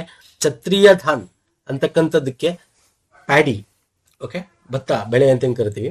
ಸೊ ಇದಕ್ಕೆ ಸಿಕ್ಕಿದೆ. ಇದು ಯಾವ ರಾಜ್ಯದ್ದು ಅಂತ ಕೇಳ್ಬಿಡ್ಬೋದು. ಇದು ಮಧ್ಯಪ್ರದೇಶದ್ದು. GI ಟ್ಯಾಗ್ ಸಿಕ್ಕಿರ್ತಕ್ಕಂಥ ಈ ಒಂದು ವಾದ್ಯ ಯಾವುದು ಸರ್? ಇದು ತ್ರಿಪುರ. ಓಕೆ. ಇದನ್ನ ನಾವು ಸರಿಂದಾ, ಟ್ರೆಡಿಷನಲ್ ಮ್ಯೂಸಿಕಲ್ ಇನ್ಸ್ಟ್ರೂಮೆಂಟ್ ಅಂತ ಕರೀತೀವಿ ತ್ರಿಪುರದ ಸರಿಂದಾ. ಓಕೆ. ಸೊ ಇದನ್ನು ಕೂಡ ತಿಳ್ಕೊಳ್ಳಿ. ನೆಕ್ಸ್ಟ್ ವೆರಿ ವೆರಿ ಇಂಪಾರ್ಟೆಂಟ್ ಇದು question. Foreign contribution regulation amendment ಕಾಯ್ದೆ, FCRA ಅಂತ ಕರಿತೀವಿ. ಓಕೆ. ತುಂಬಾ ನ್ಯೂಸ್ ಅಲ್ಲಿ ಇದೆ, ನಿಮ್ಗೆ ಗೊತ್ತಿದೆ. USA ಇದರ ವಿರುದ್ಧವಾಗಿತ್ತು, ಭಾರತ ಇದನ್ನು ತರ್ತಾ ಇದೆ. UK ವಿರುದ್ಧವಾಗಿತ್ತು. ಎಸ್ಪೆಷಲಿ ಹೇಳ್ಬೇಕು ಅಂದ್ರೆ ಏನಿದು? ಇದು ವಿದೇಶಿ ದೇಣಿಗೆ, ಫಾರಿನ್ ಕಾಂಟ್ರಿಬ್ಯೂಷನ್ ರೆಗ್ಯುಲೇಷನ್ ಅಂತ. ಓಕೆ. ಅಲ್ಲಿಂದ ಬರ್ತಕ್ಕಂಥದ್ದು ನಾನು ಒಂದೇ ಲೈನಲ್ಲಿ ಫಸ್ಟ್ ಇದ್ರ ಬಗ್ಗೆ ಎಕ್ಸ್ಪ್ಲೇನ್ ಮಾಡ್ತೆ, ಆಮೇಲೆ ಇದು ಕ್ವಶನ್ ಹೋಗೋಣ. ನೋಡಿ, ಮೊದಲು ಇಲ್ಲಿ ವಿದೇಶದಿಂದ ಏನು ದುಡ್ಡು ಬರ್ತಿತ್ತು, ಅದು ಎಲ್ಲಿಗೆ ಯೂಸ್ ಆಗ್ತಿತ್ತು ಏನು ಅಂತ ನಮ್ಗೆ ಗೊತ್ತಿರಲಿಲ್ಲ. ಓಕೆ. ಅವ್ರು ಬಂದಿರೋ ದುಡ್ಡನ್ನ ನಾವು ಅದಕ್ಕೆ ಕೊಟ್ಟಿದ್ದೀವಿ ಇದಕ್ಕೆ ಕೊಟ್ಟಿದ್ದೀವಿ ಅಂತ ಹೇಳ್ತಾ ಇದ್ರು. ಬಟ್ ಹಿಂಗಂಗಲ್ಲ. ಪ್ರತಿಯೊಂದು ಕಾಸು ವಿದೇಶದಿಂದ ಏನು ಬರ್ತದೆ ಎಲ್ಲ ಯಾವುದಕ್ಕೆ ಯುಟಿಲೈಸ್ ಆಗುತ್ತೆ ಅಂತ ಡೀಟೇಲ್ ಕೊಡಬೇಕು. ಪ್ರತಿ ವರ್ಷ ಆಡಿಟಿಂಗ್ ಮಾಡಬೇಕು. ಓಕೆ. ಪ್ರತಿ ವರ್ಷ. ಮತ್ತೆ ಅದು ಈಗ ಫಾರ್ ಎಕ್ಸಾಂಪಲ್ ಅದು ಈಗ ಯಾಕಂದ್ರೆ ನಿಮ್ಗೆ ಗೊತ್ತಿದೆ ಈ ಒಂದು ಬೇರೆ ಬೇರೆ ಧರ್ಮಗಳ ಒಂದು ಫೋರ್ಸ್ಡ್ ಪರಿವರ್ತನೆಗಳಾಗೋದು ಇವೆಲ್ಲ ತಪ್ಪಿಸ್ಬೇಕು ಅಂತ. ಈಗ ಫಾರ್ ಎಕ್ಸಾಂಪಲ್ ಯಾವುದೋ ಒಂದು ಹಾಸ್ಪಿಟಲೈಸ್ಗೆ ಸಂಬಂಧಪಟ್ಟಂತೆ ದುಡ್ಡು ಬಂತು ಅಂತ ಇರ್ತಾರೆ, ಅಂದ್ರೆ ವೈದ್ಯಕೀಯಕ್ಕೆ, ಅದಕ್ಕೆ ಖರ್ಚು ಮಾಡಬೇಕು. ಸಂಸ್ಕೃತಿಗೆ ದುಡ್ಡು ಬಂತು ಅಂತ ಇಟ್ಕೊಳ್ಳಿ, ಅದಕ್ಕೆ ಖರ್ಚು ಮಾಡಬೇಕು. ಇಲ್ಲಪ್ಪ ನಾನು ಇದಕ್ಕೆ ಕೊಟ್ಟೆ, ಇದರಿಂದ ಇದಕ್ಕೆ ಕೊಟ್ಟೆ, ಹಂಗೆ ಮಾಡಂಗಿಲ್ಲ. ಈಗ ಮೊದಲು ಹಂಗೆ ಮಾಡ್ತಾ ಇದ್ರು, ಮತ್ತೆ ಎಲ್ಲೋಯ್ತು ಅಂತಾನೆ ಗೊತ್ತಾಗ್ತಾ ಇರಲಿಲ್ಲ, ಬೇರೆ ಬೇರೆ ಇದಕ್ಕೆ ಯುಟಿಲೈಸ್ ಮಾಡ್ತಾ ಇದ್ರು. ಓಕೆ. ಸೊ ಹಾಗಾಗಿ ಈಗ ಅಮೆಂಡ್ಮೆಂಟ್ ಮಾಡಿರ್ತಕ್ಕಂಥದ್ದು. ಸೊ ಇದ್ರ ಬಗ್ಗೆ ನಾನು ಕೇಳಿರೋ ಕ್ವಶನ್ ಏನು ಅಂದ್ರೆ, ಈಗ ತಿದ್ದುಪಡಿ ಮಾಡದ ವಿದೇಶಿ ದೇಣಿಗೆ ನಿಯಂತ್ರಣ ನಿಯಮ ಅಡಿಯಲ್ಲಿ FCRA ನೋಂದಾಯಿತ ಸಂಸ್ಥೆಗಳು ತಮ್ಮ ವಾರ್ಷಿಕ ರಿಟರ್ನ್ ನಲ್ಲಿ ಈ ಕೆಳಗಿನ ಯಾವುದನ್ನು ಒದಗಿಸಬೇಕು ಅಂತ ಕೇಳಿದ್ರು. ಯಾವ್ದು ಒದಗಿಸ್ಬೇಕು? ಹಿಂದಿನ 5 ವರ್ಷ ಅಲ್ಲ, ಪ್ರತಿ ವರ್ಷ ಕೊಡ್ಬೇಕು. ಇದು ತಪ್ಪು. ಚುನಾವಣೆಗಂತೂ ಈ NGOಗಳೇನಿದೆಯಲ್ಲ, ಅದು ಚುನಾವಣೆಗಂತೂ ಬರಂಗೇ ಇಲ್ಲ, ಆ ದುಡ್ಡನ್ನ ಯುಟಿಲೈಸ್ ಮಾಡಂಗೇ ಇಲ್ಲ. This is wrong. ಸಾಮಾಜಿಕ ಮಾಧ್ಯಮ ಖಾತೆ ವಿವರ ಮತ್ತು ಅಂತಿಮ ದಾನಿಗಳ ಮಾಹಿತಿ ಅನ್ವಯವಾಗುವಲ್ಲಿ, yes, this is the right answer. ನೋಡಿ, ಅವರ ಒಂದು ಸೋಷಿಯಲ್ ಮೀಡಿಯಾದಲ್ಲಿ ಏನೇನ್ ಮಾಡ್ತಾರೆ ಅದನ್ನು ಕೊಡ್ಬೇಕಾಗತ್ತೆ. ಇವಾಗ ಅವರು ಏನು ಬುಕ್ ರಿಲೀಸ್ ಮಾಡ್ತಾರೆ, ಏನೇನ್ ಮಾಡ್ತೀವಿ ಏನೋ ಎಲ್ಲ ಡೀಟೇಲ್ ಕೊಡ್ಬೇಕಾಗುತ್ತೆ. ಈಗ ಎಲ್ಲಿಗೆ ದುಡ್ಡು ಹೋಯ್ತು, ಎಲ್ಲಿಗೆ ಕೊಡ್ತೀನಿ, ಎಲ್ಲ ಡೀಟೇಲ್ ಕೊಡ್ಬೇಕಾಗುತ್ತೆ ಈಗ. So option C is the right answer. ಭಾರತೀಯ ನಾಗರಿಕರಿಂದ ಪಡೆದ ಎಲ್ಲ ದೇಶೀಯ ದೇಣಿಗೆಗಳ ವಿವರ ತಪ್ಪು. ವಿದೇಶಿ ಅಂತ ಅಂದಾಗ ಭಾರತೀಯ ನಾಗರಿಕ ಬರಲ್ಲ. ಇಲ್ಲಿ ವಿದೇಶದಿಂದ ಬಂದಿರತಕ್ಕಂಥದ್ದು, ಭಾರತೀಯ ನಾಗರಿಕರ ದುಡ್ಡಲ್ಲ ಅದು. ಸೊ ಆಪ್ಷನ್ ಡಿ ತಪ್ಪು. So C is the right answer. Okay. So ಇದನ್ನ ನೋಡಿ, ವೆರಿ ಇಂಪಾರ್ಟೆಂಟ್. ಇದು ತುಂಬಾ ವರ್ಷದಿಂದ ಇದು ಮಾಡ್ತಾನೆ ಬರ್ತಾ ಇದ್ದಾರೆ. ಬಟ್ ಈಗ ಅದಕ್ಕೆ ಒಂದು ಫುಲ್ ಸ್ಟಾಪ್ ಇಟ್ಟಿದ್ದಾರೆ. 2020ರಲ್ಲೇ ನೀವು ಆ ಟೈಮಲ್ಲಿ ಗೃಹ ಸಚಿವಾಲಯ Rajiv Gandhi foundation, Rajiv Gandhi charitable trust ಅಂತಕ್ಕಂಥ NGOಗಳಿಗೆ ನಿಬಂಧನೆ ಹಾಕಿತ್ತು, ಇದು ಬೇರೆ ಬೇರೆ ರೀತಿಯಾದ ಇದು ಮಾಡುತ್ತೆ ಅಂತ. 2020ರಲ್ಲಿ ಜುಲೈನಲ್ಲಿ ಅಕ್ರಮ ಹಣ ವರ್ಗಾವಣೆ ತಡೆ ಕಾಯ್ದೆ ಮುಖಾಂತರ ಕೂಡ NGOಗಳ ಮೇಲೆ ತನಿಖೆ ಕೂಡ ನಡೆಸಿತ್ತು.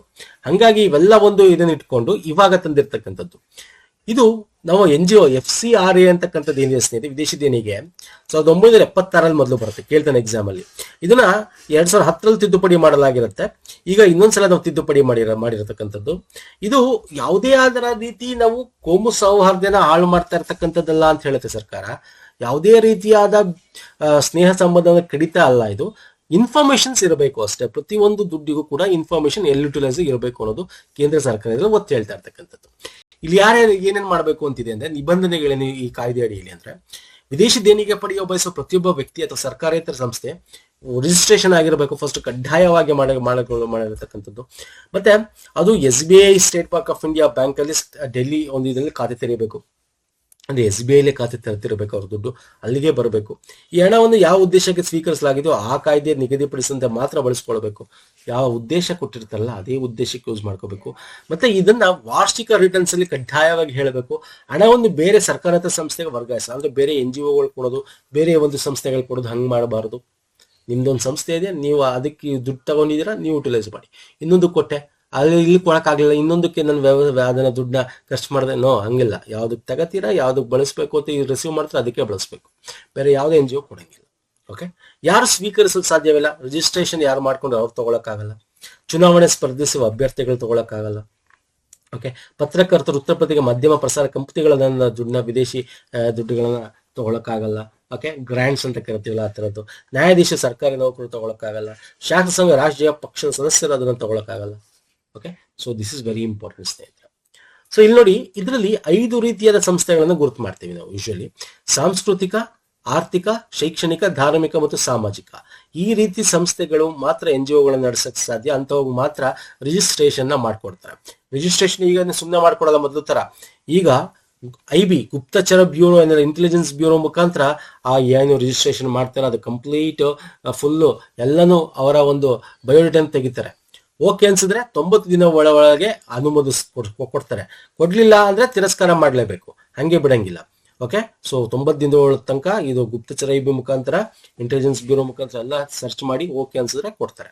ಓಕೆ, ಇದು 5 ವರ್ಷ ತನಕ ಮಾನ್ಯವಾಗಿರುತ್ತೆ. ಆಮೇಲೆ ಪುನಃ ರಿನ್ಯೂವಲ್ ಮಾಡ್ಕೋಬೇಕು. ಈ ತರ ಪಾಯಿಂಟ್ಸ್ಗಳು ಎಕ್ಸಾಮ್ ಅಲ್ಲಿ ಕೇಳಿದಾನೆ. ಓಕೆ, ನೋಡ್ಕೊಳ್ಳಿ, ಅದಕ್ಕೆ ಹೇಳ್ತಾ ಇದ್ದೆಲ್ಲ ನನ್ನ ಸ್ನೇಹಿತರೆ. ಮತ್ತೆ 5 ವರ್ಷದ ನಂತರ 6 ತಿಂಗಳ ಒಳಗೆ ಅವರು ಅರ್ಜಿ ಸಲ್ಲಿಸಿ ನವೀಕರಣ ಮಾಡ್ಕೋಬೇಕು. ಇಲ್ಲಾಂದ್ರೆ ಅದು ಏನಾಗುತ್ತೆ, ಅವರು ದುಡ್ಡನ್ನ ವಾಪಸ್ ಹೊರದೇಶದಿಂದ ತಗೊಳಕ್ಕಾಗಲ್ಲ ನವೀಕರಣ ಮಾಡಲಿಲ್ಲ ಅಂದ್ರೆ. ಮತ್ತೆ ಸಾರ್ವಜನಿಕ ಹಿತಾಸಕ್ತಿ ಪರವಾಗಿ ಅವ್ರ ವಿರುದ್ಧವಾಗಿ ಏನಾದ್ರು ನಡ್ಕೋತಾ ಇದ್ದಾನೆ ಕೇಂದ್ರ ಸರ್ಕಾರ ಕಂಡು ಬಂದ್ರೆ ಅದನ್ನ ಬೇರೆ ಬೇರೆ ಕಾರಣಗಳಿಂದ ರದ್ದುಗೊಳಿಸಬಹುದು. ಓಕೆ, ಕಾಯ್ದೆಯ ಕರೆಕ್ಟ್ ಆಗಿ ಅವರು FCRA ಕಾಯ್ದೆಯನ್ನ ಅನುಸರಿಸಲಿಲ್ಲ ಅಂದ್ರೆ. ಓಕೆ, ಮತ್ತೆ ಒಂದ್ಸಲ ರದ್ದಾದ್ರೆ 3 ವರ್ಷದವರೆಗೆ ಮರು ನೋಂದಣಿ ಅರ್ಹವಾಗಿರುವುದಿಲ್ಲ. ಅದು 3 ವರ್ಷ ಆದ್ಮೇಲೆ ಮಾಡ್ಬೇಕಾಗುತ್ತೆ. ಮತ್ತೆ ಇವರು ಈ ತರ ಮಾಡ್ಬೇಕಾದ್ರೆ ಗೋಲ್ಮಾಲ್ ಮಾಡಿದ್ರೆ ಅದಕ್ಕೆ ಪೆನಾಲ್ಟಿ ಕೂಡ ಇದೆ. ಈಗ ಮಿಸ್ಯುಟಿಲೈಸೇಷನ್ ಆಫ್ ಫಂಡ್ಸ್, ಯಾವ್ದೋ ಫಂಡ್ ಏನಕ್ಕೋ ಬಂದಿತ್ತು, ಹೇಗ್ ಬಂದಿತ್ತು ಅದನ್ನ ಯುಟಿಲೈಸ್ ಮಾಡ್ಕೊಂಬಿಟ್ಟೆ ನಾನು. ಹಂಗ್ ಮಾಡಂಗಿಲ್ಲ. ಮಾಡಿದ್ರೆ 30% ಆಫ್ ದ ಅಮೌಂಟ್, ಈಗ 1 ಕೋಟಿ ಮಾಡಿದ್ರೆ ಅದ್ರಲ್ಲಿ 30 ಲಕ್ಷ ಅಮೌಂಟ್, ಅಥವಾ ಕಮ್ಮಿ ಅಮೌಂಟ್ ಆದ್ರೆ ಮ್ಯಾಕ್ಸಿಮಮ್ 1 ಲಕ್ಷ, ಯಾವ್ದು ಹೈ ಜಾಸ್ತಿ ವಿಚ್ ಎವರ್ ಇಸ್ ಹೈಯರ್, ಅದನ್ನ ಅವರು ಫಂಡ್ ಏನೋ ಪೆನಾಲ್ಟಿ ಆಗಿ ಕೊಡಬೇಕಾಗುತ್ತೆ. ಅನ್ಅಪ್ರೂವ್ಡ್ ಪರ್ಪಸ್, ಬೇರೆ ಬೇರೆ ಅನ್ಅಪ್ರೂವ್ಡ್ ಪರ್ಪಸ್ ಯುಟಿಲೈಸ್ ಮಾಡಿದ್ರೆ ಅಗೇನ್ 30% ಆಫ್ ದ ಅಮೌಂಟ್ ಎಷ್ಟು ಯುಟಿಲೈಸ್ ಮಾಡಿದ್ರೆ ಅದರ 30% ಆಫ್ ದ ಅಮೌಂಟ್ ನ ಅವರು ಏನೋ ಪೆನಾಲ್ಟಿ ಆಗಿ ಕೊಡಬೇಕಾಗುತ್ತೆ. ಸೊ ಇವೆಲ್ಲ ಕೂಡ ಪೆನಾಲ್ಟಿ ಕೂಡ ಹಾಕಿದ್ದಾರೆ ಸ್ನೇಹಿತರೆ. ಓಕೆ, ಅರ್ಥ ಆಗಿದೆ ಅನ್ಕೋತೀನಿ. FCRA ಏನು ಅಂದ್ರೆ. ನೆಕ್ಸ್ಟ್ ಬರ್ತೇನೆ, ಪ್ರಾಜೆಕ್ಟ್ ಹಾಕ್ ಐ ಎಂದು ಉಲ್ಲೇಖಿಸಿ ಈ ಕೆಳಗಿನ ಹೇಳಿಕೆಯನ್ನು ಪರಿಗಣಿಸಿ. ವಾಟ್ ಇಸ್ ಪ್ರಾಜೆಕ್ಟ್ ಹಾಕ್ ಐ? ಸಿಂಪಲ್ ಒಂದೇ ಲೈನ್ ಹೇಳಿದ್ರೆ ಇದೇನಪ್ಪಾ ಅಂದ್ರೆ ಅಮರನಾಥ ಯಾತ್ರೆ ಏನ್ ಮಾಡ್ತಾರೆ ಜಮ್ಮು ಕಾಶ್ಮೀರದಲ್ಲಿ, ಈಗ 2026ರಲ್ಲಿ ನಡೆಯುತ್ತೆ. ಸೊ ಇದಕ್ಕೆ ಒಂದು ಪ್ರೊಡಕ್ಷನ್ ಕೊಡದೆ ಈ ಪ್ರಾಜೆಕ್ಟ್ ಹಾಕ್ ಹೈ ಅಂತ. ಇದು ತಂತ್ರಜ್ಞಾನಗಳನ್ನ ತಗೊಂಡು ಭದ್ರತೆ ಕಣ್ಗಾವಲು ಮಾಡ್ತಕ್ಕಂಥದ್ದು. ಇದನ್ನು ಗಡಿ ಭದ್ರತಾ ಬಾರ್ಡರ್ ಸೆಕ್ಯೂರಿಟಿ ಫೋರ್ಸ್ ಆರಂಭಿಸಿದ ತಪ್ಪು. ಯಾಕಂದ್ರೆ ಇದು ಜಮ್ಮು ಕಾಶ್ಮೀರದಲ್ಲಿ ಮಾಡ್ತಾ ಇರೋದ್ರಿಂದ ಅನಂತ್ ಒಂದು ನಗರ್ ಡಿಸ್ಟ್ರಿಕ್ಟ್ ಪೊಲೀಸ್ ಏನಿದೆ, ಅನಂತನಾಗ್ ಡಿಸ್ಟ್ರಿಕ್ಟ್ ಪೊಲೀಸ್, ಜಮ್ಮು ಕಾಶ್ಮೀರದ ಪೊಲೀಸ್ ಇನ್ನ ಕೈಗೊಂಡಿರ್ತಕ್ಕಂಥ ನಾಟ್ ಬಾರ್ಡರ್ ಸೆಕ್ಯೂರಿಟಿ ಫೋರ್ಸ್ ಅಲ್ಲ. ಓಕೆ, ಪ್ರಾಜೆಕ್ಟ್ ಹಾಕ್ ಐ ಅಂತಕ್ಕಂಥದ್ದು ತಂತ್ರಜ್ಞಾನ ಮಾಡಿಸಿ ಕಂಪ್ಲೀಟ್ ರಕ್ಷಣೆ, ಎಲ್ಲ 24/7 ರಕ್ಷಣೆ. ಇಲ್ಲಿ ನಿಮಗೆ ಡ್ರೋನ್ ಯೂಸ್ ಮಾಡ್ತಾರೆ, ಫೇಸ್ ರೆಕಗ್ನಿಷನ್, ಮಂಚನ್ ಮೋರ್ಚಾಗಳು ಅಂತ ಮಾಡ್ಕೊಂಡಿರ್ತಾರೆ. ಅಂದ್ರೆ ಅಲ್ಲಲ್ಲಿ ನಿಮಗೆ 28 ಸ್ಥಾನಗಳಲ್ಲಿ ಮಧ್ಯ ಈ ಒಂದು ವೀಕ್ಷಣಾ ಪೋಸ್ಟ್ಗಳು ಅಂತಿರುತ್ತಲ್ಲ ಆತರ ಅಲ್ಲಿ ಸರ್ವೆಲೆನ್ಸ್ ಮಾಡಕ್ಕೆ. ಮತ್ತೆ 5 ಡ್ರೋನ್ಗಳನ್ನು ನಿಯೋಜನೆ ಮಾಡಿರ್ತಾರೆ ವೈಮಾನಿಕ ಕಣ್ಗಾವಲು ಮಾಡ್ಕೊಳ್ಳೋದಕ್ಕೆ. ಸ್ನೈಪರ್ ತಂಡಗಳನ್ನು ಇಟ್ಕೊಂಡಿರ್ತಾರೆ. Okay, 416 high resolution CCTV ಕ್ಯಾಮೆರಾಗಳಿರುತ್ತೆ. ಅದ್ರ ಮುಖಾಂತರ ಫೇಸ್ ರೆಕಗ್ನೈಸೇಷನ್ ವ್ಯವಸ್ಥೆಗಳನ್ನ ಒಳಗೊಂಡಿದೆ. ಈ ತರ ಹೈ ಟೆಕ್ನಾಲಜಿ ಯೂಸ್ ಮಾಡಿಕೊಂಡು ಈ ಒಂದು ಅಮರನಾಥ ಯಾತ್ರಾಗಳಿಗೆ ಒಂದು ರಕ್ಷಣೆ ಕೊಡೋದೆ ಈ ಪ್ರಾಜೆಕ್ಟ್ ಹಾಕ್ ಹೈ ಅಂತಕ್ಕಂಥದ್ದು ಸ್ನೇಹಿತರೆ. ಅರ್ಥ ಆಗ್ತಿದೆಯಲ್ಲ? So this is very important. ಯಾರು sir? Anantnag district police, Jammu and Kashmir police ಇಂದ ಇಂಪ್ಲಿಮೆಂಟ್ ಮಾಡ್ತಾ ಇದ್ದಾರೆ. ನೆಕ್ಸ್ಟ್ ಬರ್ತೀನಿ, ಆಪರೇಷನ್ ಅಮಿಸ್ಟಾಡ್, ವೆರಿ ಇಂಪಾರ್ಟೆಂಟ್ ಇದು.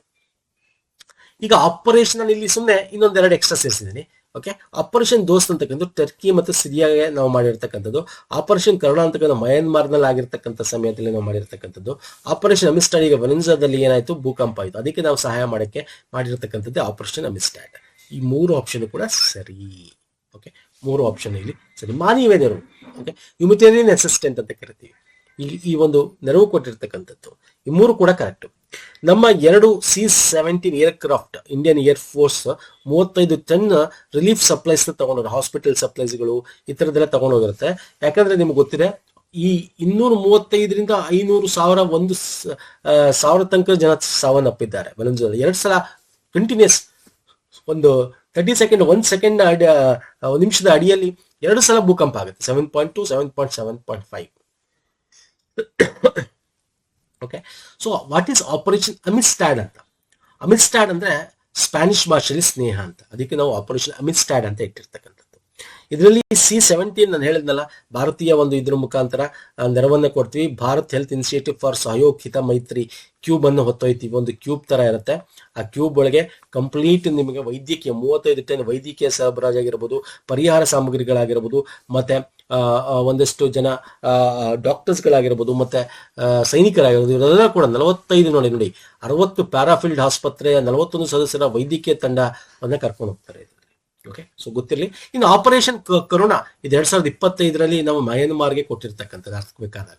ಆಗ ಆಪರೇಷನ್ ದೋಸ್ತ್ 2023 ಟರ್ಕಿಗೆ ನಾವು ಸಹಾಯ ಮಾಡ್ತೀವಿ. ನಿಮ್ಗೆ ಗೊತ್ತಿಲ್ಲ, ಟರ್ಕಿಗೆ ಸಹಾಯ ಮಾಡಿದ್ರೆ ತುರ್ಕಿ ನನ್ನ ಮಕ್ಕಳು ಆಪರೇಷನ್ ಸಿಂಧೂರಲ್ಲಿ ಪಾಕಿಸ್ತಾನಕ್ಕೆ ಸಹಾಯ ಮಾಡ್ತಾರೆ ಅಲ್ವಾ ಸರ್? ಇದು ನಿಮ್ಗೆ ಗೊತ್ತಿರತಕ್ಕಂಥ ವಿಚಾರ.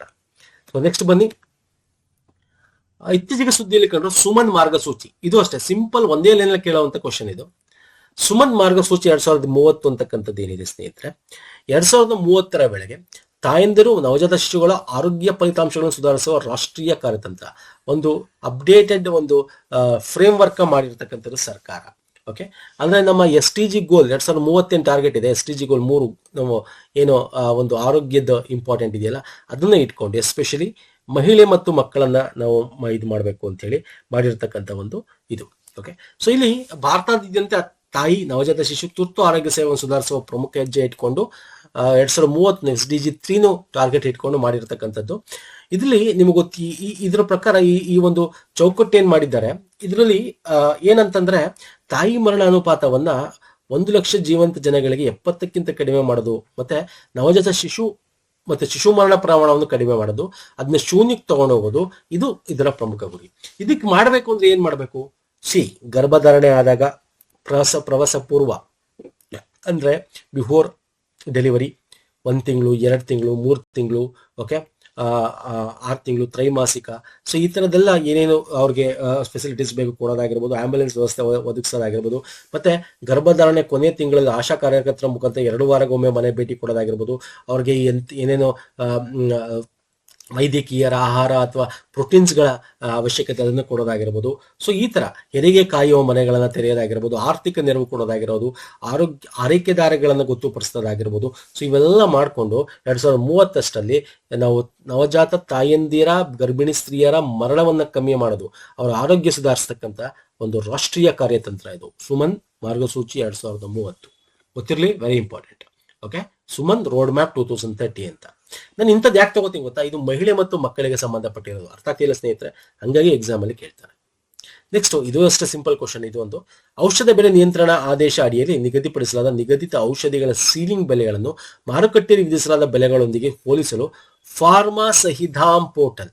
ನೋಡಿ, ಫಾರ್ಮಾ ಸಹಿಧಾಮ್ ಅಂದ್ರೆ ಸರಿಯಾದ ಬೆಲೆ, ಧಾಮ್ ಅಂತ ಹಿಂದಿಲಿ ಸರಿಯಾದ ಬೆಲೆ ಪೋರ್ಟಲ್ ಅನ್ನ ನಾಗರಿಕರಿಗೆ ಅನುವು ಮಾಡಿಕೊಡುತ್ತಾರೆ. ಅಂದ್ರೆ ಈ ಹೊಸ ಪೋರ್ಟಲ್ ನ DPCO ಮಾಡಿದೆ. ಅಂದ್ರೆ ಈಗ ಆನ್ಲೈನ್ ಮುಖಾಂತರ ನೀವು ಬೆಲೆಗಳನ್ನು ನೋಡ್ಕೋಬಹುದು. ಇಲ್ಲಿಗೆ ಹೋಗ್ಬಿಟ್ಟು ಹೊರಗಡೆ ನೀವೇನಾದ್ರು ಕಮ್ಮಿ ಜಾಸ್ತಿ ಬೆಲೆ ತಗೋತಿದ್ರೆ ಹಂಗೆ ತಗೊಳಂಗಿಲ್ಲ. ಒಂದು pharma Jan Samadhan portal online ಕುಂದುಕೊರತೆ ಪರಿಹಾರ ವೇದಿಕೆ ಆಗಿದ್ದು, ಇದು ಗ್ರಾಹಕರು ಅಧಿಕ ಬೆಲೆ ನಿಗದಿ, ಔಷಧಿಗಳ ಲಭ್ಯತೆ ಕೊರತೆ ಮತ್ತು ಔಷಧಿಗಳ ಬೆಲೆ ನಿಗದಿಗೆ ಸಂಬಂಧಿಸುತ್ತೆ ಇತರ ಸಮಸ್ಯೆಗಳ ಸಂಬಂಧಿಸಿದ ದೂರುಗಳನ್ನು ಸಲ್ಲಿಸಲು ಅನುವು ಮಾಡಿಕೊಳ್ಳಲಾಗುತ್ತದೆ. ಈ 2ನೇ ಪ್ಲಾಟ್ಫಾರ್ಮ್ ಬಂದು ಫಾರ್ಮಾ ಜನ್ಧನ್ ಸಮಾಧಾನ್ ಪೋರ್ಟಲ್ ಅಂತ. ಅಂದ್ರೆ ಇಲ್ಲಿ ನೀವು ಏನಾದ್ರು ಔಷಧಿಗಳ ಕೊರತೆ ಇದ್ರು ಬೇಕು ಅಂತ ಕೊಡ್ತಾ ಇಲ್ಲ, ಈ ತರ ಏನಾದ್ರು ಮಾಡ್ತಾ ಇದಾರೆ ಅಂದಾಗ, ಔಷಧಿ ಬೆಲೆಗಳ ಬಗ್ಗೆ ನೀವೇನಾದ್ರು ಕುಂದುಕೊರತೆ ಅಥವಾ ನೀವೇನಾದ್ರು ಕಂಪ್ಲೇಂಟ್ ಮಾಡಬೇಕು ಅಥವಾ ಏನಾದ್ರು ಮಾಡಬೇಕು ಅಂದಾಗ ಈ ಫಾರ್ಮಾ ಜನ್ಧನ್ ಪೋರ್ಟಲ್ ನ ಯೂಸ್ ಮಾಡ್ಕೋಬಹುದು. ಫಾರ್ಮಾ ಸಹಿಧಾಮ್ ಅಂದ್ರೆ ನೀವು ಕೊಡ್ತಾ ಇರ್ತಕ್ಕಂಥ ಅಮೌಂಟ್, ನೀವು ಏನು ಔಷಧಿಗಳಿಗೆ ಏನ್ ಕೊಡ್ತಾ ಇದೀರಾ ಅದು ಸರಿ ಇದ್ರು ಚೆಕ್ ಮಾಡ್ಕೊಳ್ಳೋದು ಆನ್ಲೈನ್ ಮುಖಾಂತರ. ಇದರಿಂದ ಕುಂದುಕೊರತೆಗಳನ್ನ ಆನ್ಲೈನ್ ಮುಖಾಂತರ ಮಾಡೋದು. ಸೊ ಇದು 2 ಆಪ್ಷನ್ಸ್ ಕೂಡ ಸರಿ ಸ್ನೇಹಿತರೆ. ಸೊ ಇದು ಹೊಸದಾಗಿ ತೆಗೆದಿರ್ತಕ್ಕಂಥ ಡ್ರಗ್ ಪ್ರೈಸ್ ಕಂಟ್ರೋಲ್ ಆರ್ಡರ್ ಮುಖಾಂತರ. ಸೊ ಸಿಂಪಲ್ ಕ್ವಶನ್ ಆಗಿದೆ, ಇದ್ರ ಬಗ್ಗೆ ಹೆಚ್ಚು ಡಿಸ್ಕಷನ್ ಬೇಡ. ಓಕೆ, ಸೊ ಇದಿಷ್ಟು ಪ್ರಮುಖವಾಗಿತ್ತು ಸ್ನೇಹಿತರೆ ಈ ವಾರದ್ದು. ಇಷ್ಟ ಆಗಿದೆ ಅನ್ಕೋತೀನಿ. ಮೋಸ್ಟ್ ಇಂಪಾರ್ಟೆಂಟ್ ಡಿಸ್ಕಸ್ ಮಾಡಿದ್ದೀನಿ. ನಮ್ಮ ಒಂದು ವೀಕ್ಲಿ ಕರೆಂಟ್ ಅವೇರ್, ಮಂತ್ಲಿ ಕರೆಂಟ್ ಅವೇರ್ ಸಪ್ರೇಟ್ ಪ್ಲೇ ಲಿಸ್ಟ್ಗಳಿವೆ. ನಾನು 2 ಲಿಂಕ್ಗಳನ್ನು ಕೊಡ್ತೀನಿ ಇದೇ ವಿಡಿಯೋದ ಕೆಳಗೆ. ಪ್ರೀವಿಯಸ್ದು ನೋಡ್ಕೊಳ್ಳಿ. ಮ್ಯಾರಥಾನ್ ವಿಡಿಯೋಗಳು ಮಾಡಿದೀವಿ, ಅದನ್ನು ಕೂಡ ನೋಡಿ. ಎಕ್ಸಾಮ್ಸ್ ಹತ್ರ ಇದೆ. ನಮ್ಮ ಟೆಲಿಗ್ರಾಮ್, ಇನ್ಸ್ಟಾಗ್ರಾಮ್ ಫಾಲೋ ಮಾಡಿ. ಯಾಕಂದ್ರೆ ನಿಮ್ಮ ಎಲ್ಲ ಒಂದು PDF-ಗಳೇನಿದೆ ನಮ್ಮ ಟೆಲಿಗ್ರಾಮ್ ಅಲ್ಲಿ ಶೇರ್ ಆಗುತ್ತೆ. ಹಾಗಾಗಿ ನಮ್ಮ ಟೆಲಿಗ್ರಾಮ್, ಇನ್ಸ್ಟಾಗ್ರಾಮ್ ಫಾಲೋ ಮಾಡ್ಕೊಳ್ಳಿ ಸ್ನೇಹಿತರೆ. ಪುನೀತ್ ಫೋರಮ್ ಅಂತ ಸರ್ಚ್ ಮಾಡಿದ್ರೆ ಈ ರೀತಿ ಸಿಂಬಲ್ ಸಿಗುತ್ತೆ, ತಾವು ಜಾಯ್ನ್ ಆಗ್ಬೋದು. ಸೊ ನೆಕ್ಸ್ಟ್ ವಿಡಿಯೋ ಪುನಃ ಸಿಗ್ತೀನಿ. ನಮಸ್ಕಾರ, ಧನ್ಯವಾದಗಳು. Thank you so much.